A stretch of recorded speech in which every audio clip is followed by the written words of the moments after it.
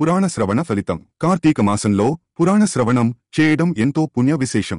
అందువలన తప్పకుండా పురాణ శ్రవణం చేయాలి. ఆ విధంగా చేయడం వలన విష్ణులోక ప్రాప్తి కలుగుతుందని జనక మహారాజుతో చెప్పిన వశిష్ఠుడు అందుకు ఉదాహరణగా ఒక కథను చెప్పడం మొదలుపెడతాడు. కళింగ దేశంలో మంధరుడు అనే ఒక పేద బ్రాహ్మణుడు ఉండేవాడు. మొదటి నుంచి కూడా ఆయన ఆచార వ్యవహారాలు పెద్దగా పట్టించుకోకుండా తనకి తోచినట్టుగా జీవిస్తూ ఉంటాడు. కుటుంబం గడవడం కోసం కూలీ పనులు చేస్తూ ఉంటాడు. మంధరుడు ఎంతటి దుర్మార్గుడో ఆయన భార్య అంతటి ఉత్తమురాలు. తన భర్త సంపాదనను బట్టి ఆయన సమర్థతను అంచనా వేయకుండా ఎంతో ప్రేమానురాగాలతో చూసుకునేది. ఆయన ఏది తెచ్చినా ఆ భగవంతుడు ఇచ్చింది అదేనని అనుకుంటూ ఆ పూట గడిచినందుకు సంతృప్తిని పొందుతూ ఉండేది. అంతేగాని ఇరుగు పొరుగు వారితో పోల్చుతూ తన భర్తను ఎలాంటి ఇబ్బందులు పెట్టేది కాదు. ఇతరుల ముందు ఆయనను చులకన చేసేది కాదు. అలా చాలా గుట్టుగా ఆమె కాపురం కొనసాగుతూ ఉండేది. అలా కొంతకాలం గడిచిన తరువాత కూలీ డబ్బులు తమ అవసరాలకి సరిపోవడం లేదని భావించిన మంధరుడు ఇక తాను ఎక్కువ మొత్తంలో సంపాదించాలంటే దారిదోపిడీలు చేయడం మినహా మరో మార్గం లేదని నిర్ణయించుకుంటాడు. ఆ రోజునుంచి కూలీ పనులు మానేసి ఒక కత్తి పట్టుకుని అడవి మార్గంలో కాపు కాయడం మొదలు పెడతాడు.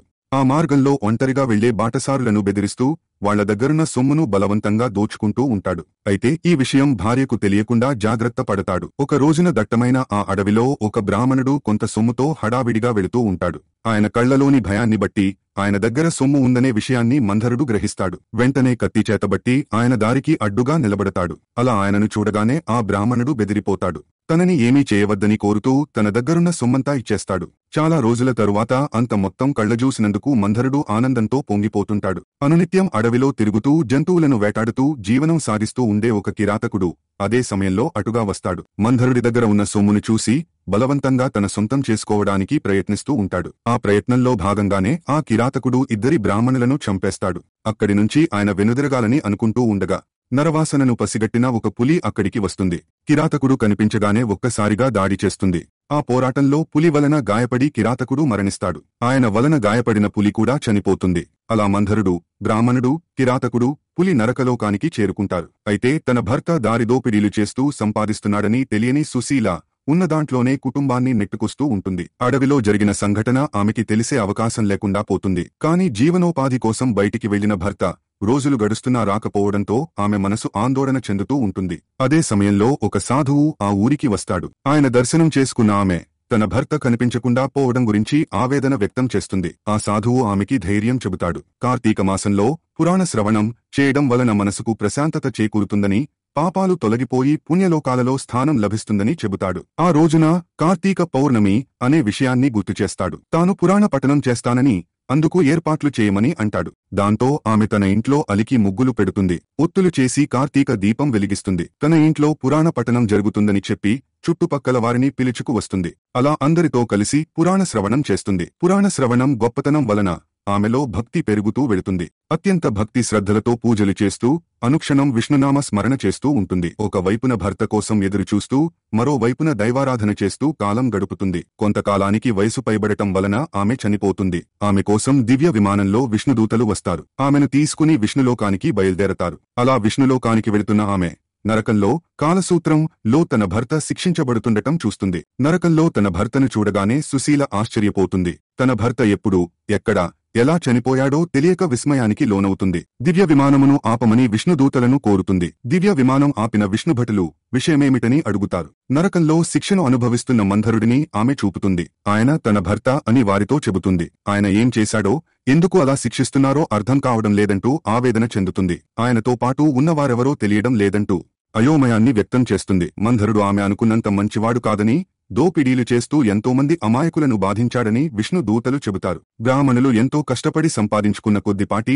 ధనాన్ని కూడా ఆయన అపహరించాడని అంటారు. ఒక బ్రాహ్మణుడి దగ్గర ధనాన్ని సొంతం చేసుకుని అదే డబ్బు కోసం వేరొక కిరాతకుడి చేతిలో మరణించాడని చెబుతారు. ఆయన చేసిన పాపాలే ఆయనను నరకానికి తీసుకుని వచ్చాయని అంటారు. ఆ మాటలకు ఆమె చాలా బాధపడుతుంది. మరి తన భర్తతో పాటు శిక్షలు అనుభవిస్తున్న వారెవరు అని సుశీల అడుగుతుంది. మంధరుడి చేతికి చిక్కిన బ్రాహ్మణుడు ఒక వంచకుడు. తన స్నేహితుడిని మోసం చేసి ఆ డబ్బుతో పారిపోతూ మంధరుడికి చిక్కి ప్రాణాలు పోగొట్టుకున్నాడు. ఒక కిరాతకుడు ఎన్నో జంతువులను చంపిన పాపాలను మూటగట్టుకున్నాడు. అంతేకాదు బ్రాహ్మణులను చంపిన పాపం కూడా ఆయనకి చుట్టుకుంది. ఇక ఆ పులి అంతకుముందు జన్మలో ఆచార్య వ్యవహారాలను పాటించని ఒక బ్రాహ్మణుడు. అందువల్లనే వీరంతా నరకానికి చేరుకున్నారని విష్ణుదూతలు చెబుతారు. తన భర్తతో పాటు మిగిలిన మిగిలిన ముగ్గురు నరకలోకం నుంచి విముక్తిని పొందాలంటే ఏం చేయాలని విష్ణుదూతలను సుశీల అడుగుతుంది. అప్పుడు విష్ణుదూతలు పురాణ శ్రవణం గురించి ప్రస్తావిస్తారు. ఆమె చేసిన పురాణ శ్రవణం పుణ్యం నుంచి నలుగురికి 4 భాగాలుగా ధారపోస్తే వాళ్లకు నరకం నుంచి విముక్తి లభిస్తుందని చెబుతారు. దాంతో కార్తీక పౌర్ణమి రోజున తాను కార్తీక దీపం కోసం ఒత్తులు తీసుకురావడం, ఒత్తులు చేయడం, దీపం వెలిగించడం, పురాణ శ్రవణం చేయడం అనే 4 భాగాల్లో నుంచి ఒక్కొక్కరికి ఒక్కో పుణ్యాన్ని ధారపోస్తుంది. దాంతో వాళ్లందరికీ ముక్తి లభిస్తుంది. వాళ్లంతా కృతజ్ఞతలు తెలియజేయడంతో సుశీల విమానం విష్ణులోకం దిశగా సాగుతుంది. కార్తీకంలో పురాణ శ్రవణ విశేషాన్ని తెలుసుకున్న జనకుడు వశిష్ఠ మహర్షికి సభక్తికంగా నమస్కరిస్తాడు. ద్వాదశి రోజున సాలగ్రామ దానం మహిమ. కార్తీకంలో ఒక రోజుకు మించి మరొక రోజు విశేషాన్ని సంతరించుకుని కనిపిస్తుంది. కార్తీకంలో సోమవారం ఎంతో విశిష్టమైనది. కార్తీక శని త్రయోదశి 100 రెట్లు, కార్తీక పౌర్ణమి 1000 రెట్లు, శుక్లపాడ్యమి 1,00,000 రెట్లు, ఏకాదశి 1,00,00,000 రెట్లు, ద్వాదశి అనంతమైన పుణ్య ఫలాలను అందిస్తుందని జనక మహారాజుతో వశిష్ఠ మహర్షి చెబుతాడు. ద్వాదశి రోజున చేసే దానం వలన కలిగే ఫలితాలను మాటల్లో చెప్పలేము.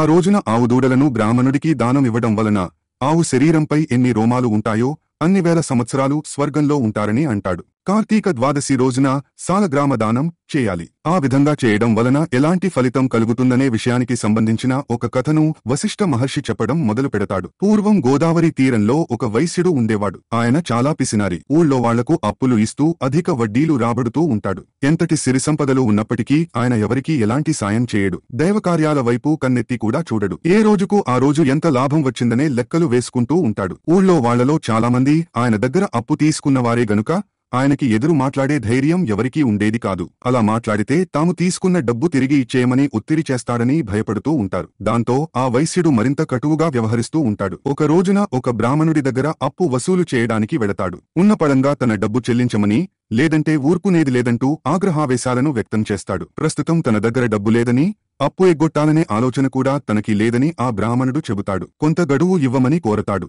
ఇంతకాలం ఆగడమే ఎక్కువని, ఇంకా నిరీక్షించడం తన వలన కాదని మర్యాదగా డబ్బు చెల్లించమని ఆ వైశ్యుడు పట్టుపడతాడు. ఇప్పటికిప్పుడు తాను ఎక్కడి నుంచి తెచ్చేది, ఎవరు ఇస్తారు అంటూ ఆ బ్రాహ్మణుడు నిస్సహాయతను ప్రదర్శిస్తాడు. కొంత సమయం ఇస్తే అనాపైసాతో సహా ఇచ్చుకుంటానని ప్రాధేయపడతాడు. అయినా వైశ్యుడు వినిపించుకోకుండా ఆ బ్రాహ్మణుడి ఇంటి ముందు చిందులు తొక్కుతూ అనేక రకాలుగా తిడుతూ చివరికి ఆవేశాన్ని అణచుకోలేక కొడతాడు. ఊహించని ఆ దెబ్బకి ఆ బ్రాహ్మణుడు అక్కడికక్కడే చనిపోతాడు. బ్రాహ్మణుడు తన దెబ్బలకి చనిపోవడం చూసి ఆ వైశ్యుడు భయపడిపోతాడు. ఆ సంఘటనను ఎవరైనా చూశారేమోనని అటూ ఇటూ చూస్తాడు. ఒకవేళ ఎవరైనా చూసినా తానంటే ఉన్న భయం కారణంగా ఎవరికీ చెప్పరనే ధైర్యంతో అక్కడి నుంచి వెళ్లిపోతాడు. అయితే ఒకవేళ ఎవరైనా న్యాయాధికారితో చెబితే తన పరిస్థితి ఏమిటనే భయం ఆయనను వెంటాడుతూనే ఉంటుంది. ఎవరు ఏ సమయంలో వచ్చి ఆ హత్య గురించి అడుగుతారోనని కంగారు పడుతూనే చాలా కాలం గడుపుతాడు. ఆ తరువాత కొంతకాలానికి ఆ వైశ్యుడు చనిపోతాడు. వ్యాపారం పేరుతో ఎంతో మందిని ఎన్నో రకాలుగా పీడించిన ఆ వైశ్యుడిని యమభటులు యమలోకానికి తీసుకువెడతారు.